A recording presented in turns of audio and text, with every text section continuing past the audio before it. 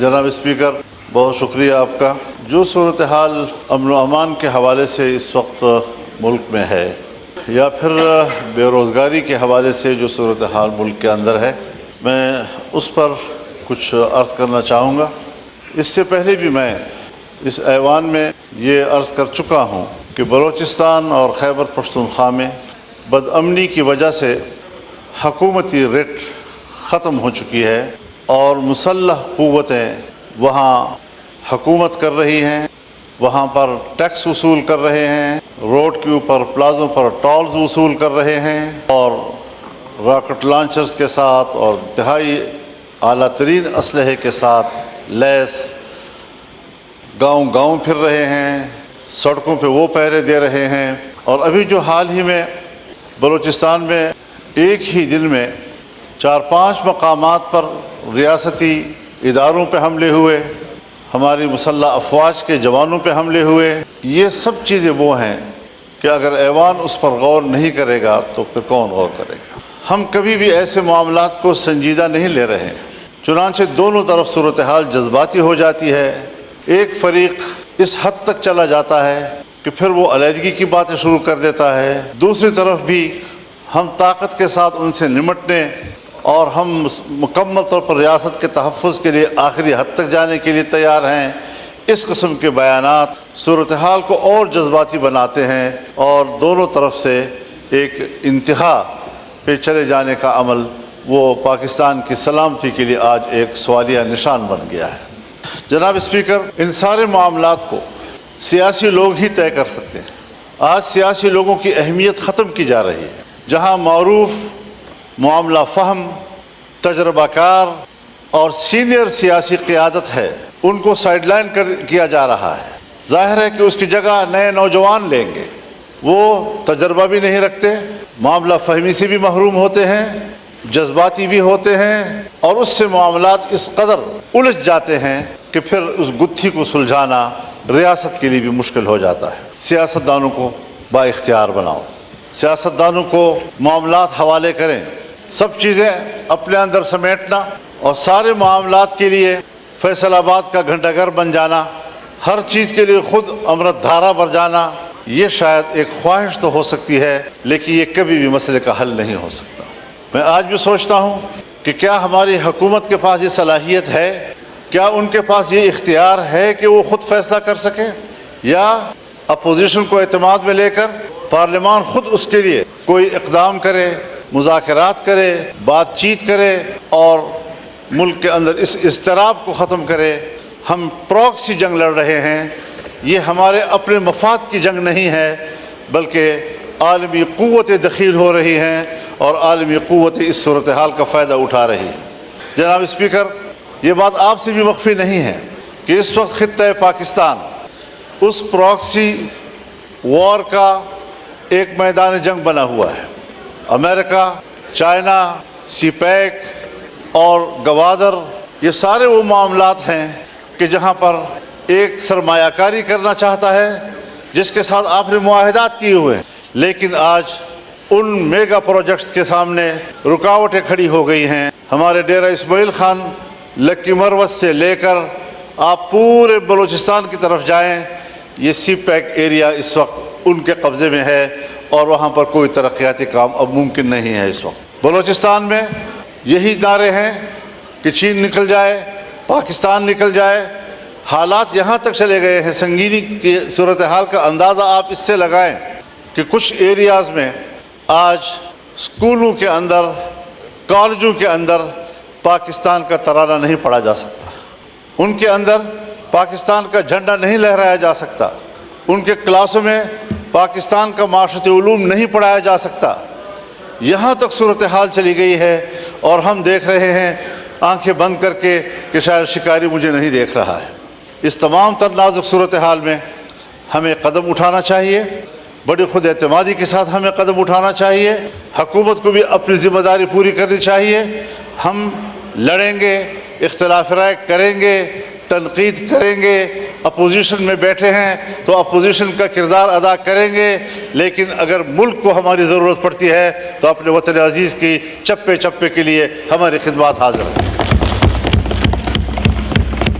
Parliament को, सियासी जमातों को, सियासी कायदीन को मुल्क के लिए गैर ज़रूरी समझना, इससे बड़ी हमाकत और दुनिया में और नहीं हो सकती जो हमारे यहाँ की जा रही है। ये संजीदा सूरत हाल है।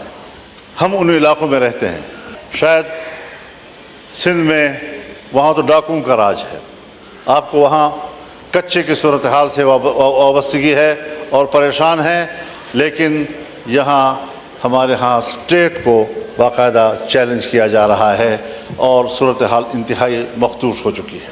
तो इस सारे सूरत हाल में हमारा किरदार क्या हो सकता है? मैं अब भी यकीन रखता हूँ कि अगर पार्लियामेंट से दरख्वास्त की जाए कि वो आगे बढ़े, बलूचिस्तान में जाकर बात करें, लोगों के साथ गुफ्तगू करें, केपी में आएँ, वहाँ के लोगों से बातचीत करें, गुफ्तगू करें, तो सूरत हाल को दोबारा वापस अपने हालत पर लाया जा सकता है। लेकिन इस अंदाज से सूरत हाल मज़ीद ख़राब होती चली जा रही है। और मैं चूँकि तजुर्बा रखता हूँ, हज़रत 2006 से इस सारी सूरत हाल में जब रियासत नाकाम हो जाती है तो वहाँ हम जाते हैं और सूरत हाल को कंट्रोल करते हैं। मैं अभी इलेक्शन से पहले अफ़गानिस्तान गया, 1 हफ़्ता मैंने गुजारा। पाकिस्तान अफ़गानिस्तान के तमाम शोबों में बाहमी ताउन, सरहदात का मामला, मुसल्लह गिरोहों का मामला, मुहाजिरीन का मामला, बाहमी तिजारत का मामला, इन सब पर तफसीली गुफ्तगू के बाद मैं मुकम्मल कामयाब वापस आया और मैंने वज़ारत ख़ारजा और पाकिस्तान के ज़िम्मेदारों को आगाह किया उससे, और वो मुतमईन हुए, अप्रिशिएट किया, कहा मैकेनिज़्म क्या होगा। मैंने कहा वो रियासत का मामला है, मेरा ज़ाती मामला नहीं है, मैं तो अपनी कैपेसिटी में गया था, उनकी दावत पे गया था। तो ये कोई मुश्किल चीज़ें नहीं हैं, लेकिन अगर हम संजीदगी के साथ बैठकर तसल्ली से बातचीत कर सकें। यहाँ पर सवाल उठाए जाते हैं, साहब हमला हो गया, बिशाम में हमला हुआ, यकीनन बुरी बात है, हमें इक़दाम करना चाहिए उनके ख़िलाफ़। सीधा इल्ज़ाम आ जाता है कि ये तो अफ़गानिस्तान के लोग हैं, अफ़गानिस्तान के लोग हैं तो अफ़गानिस्तान के लोग मुजरिम हैं फिर। लेकिन वो 1 या 2 चौकियों को अबूर करके कोयटे पहुँचते हैं और कोयटा से लेकर बिशाम और कोहिस्तान तक 250 चौकियाँ हैं, उनको अबूर करना क्या वो भी अफ़गानिस्तान की ज़िम्मेदारी है? हम कहाँ थे वहाँ पर? सरहदात पर हमारी फ़ौज है, उनके पास तो इतनी फ़ौज ही नहीं है कि वो सरहदात कंट्रोल कर सके। लेकिन इस सारे सूरत हाल में सिर्फ इससे काम नहीं बनेगा कि हम ज़िम्मेदारियाँ किसी और पे डाल दें, हमें खुद अपनी ज़िम्मेदारियों की तरफ भी मुतवज्जह होना होगा। दूसरी बात मैं ये अर्ज़ करना चाहता हूँ, ये चीज़ इसमें है कि प्रायोरिटीज़ देखनी चाहिए। इस वक्त यकीनन ये एक अहम मसला है कि जो मिसिंग पर्सन्स हैं, ये बड़ा एक इंतहाई अहम मसला है अब लोगों का। उनके प्यारे जो हैं वो 10-10 साल 20-20 साल से गायब हैं, उनको न ये बताया जा रहा है कि वो मर चुके हैं, वो ज़िंदा हैं, वो जेल में हैं, भाग गए हैं। जहाँ भी हो हुकूमत की ज़िम्मेदारी है कि वो उसके ख़ानदान को बताए कि तुम्हारा बच्चा किधर है। हमने तो वो चीज़ें भी देखी हैं कि अगर आर्मी पब्लिक स्कूल का वाक़या होता है, आर्मी पब्लिक स्कूल के वाक़े से 1 साल पहले एक नौजवान पकड़ा जाता है, 1 साल पहले, और फिर जब फांसियाँ दी जाती हैं तो आर्मी पब्लिक स्कूल पर हमले के पादाश में उस 1 साल पहले वाले कैदी को भी उस फहरिस्त पे डाल दिया जाता है कि ये भी कातिल था और उसको फांसी दे दी जाती है। इस किस्म की चीज़ें लोगों में बदएतमादी पैदा करती है, इस किस्म की चीज़ें लोगों में नफ़रत पैदा करती है। मैं चाहता हूँ कि कौम फ़ौज पर एतमाद करे, लेकिन इन इक़दामात से एतमाद ख़त्म होता जा रहा है, नफ़रतों में इजाफ़ा होता जा रहा है, और मुझे नहीं ख्याल कि ये नफ़रतें हम आइंदा चंद नस्लों में भी ख़त्म कर सकेंगे।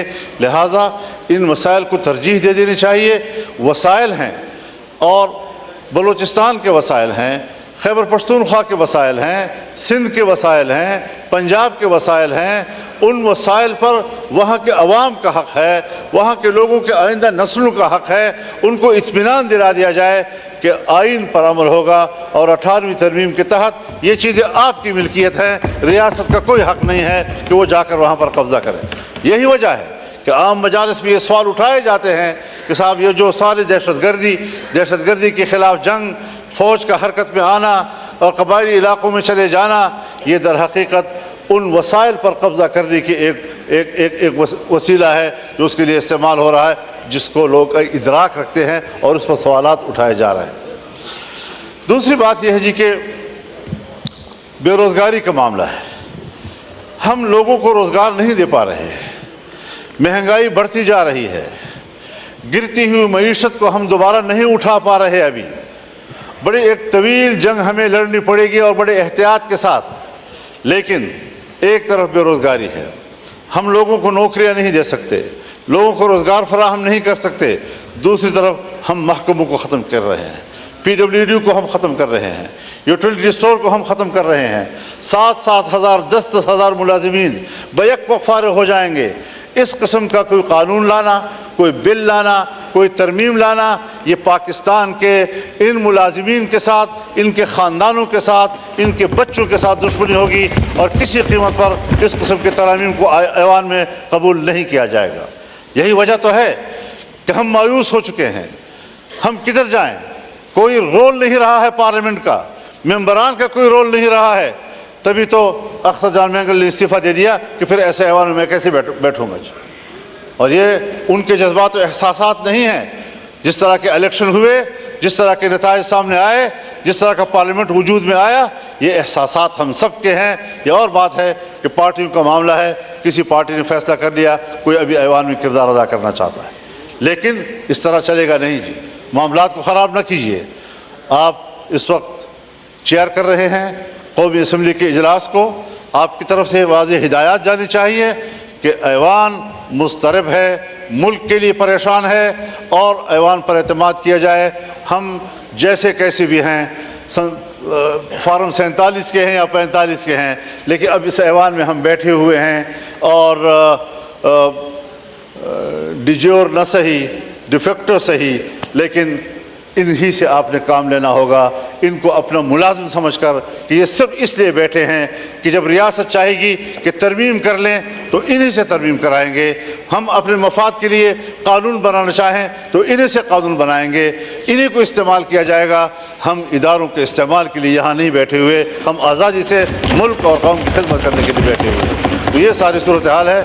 میں بہت ممنون ہوں آپ کا کہ مجھے آپ نے ان خیالات کا اظہار کرنے کا موقع دیا، اور ان کو سنجیدگی سے لیا جائے، اس کو خواہ ایک تقریر اور خطابت نہ سمجھا جائے۔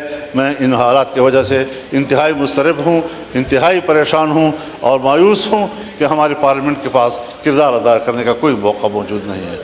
اللہ تعالی ہم پر فضل